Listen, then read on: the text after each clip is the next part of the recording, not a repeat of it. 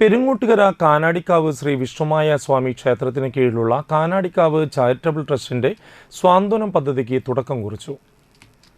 താന്യം പഞ്ചായത്തിലെ നിർധനരായ kidney cancer അസുഖബാധിതർക്കുള്ള ഭക്ഷ്യകിറ്റിന്റെ വിതരണം ചെയ്തു. കാനാടിക്കാവ് മഠാധിപതി ഡോക്ടർ കെ വിഷ്ണുഭാരതിയെ സ്വാമി ഉദ്ഘാടനം ചെയ്തു.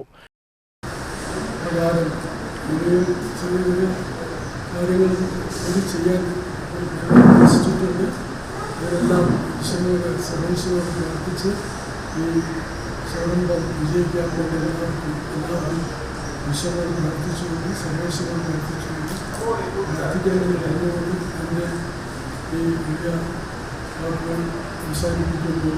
നന്ദി, നമസ്കാരം.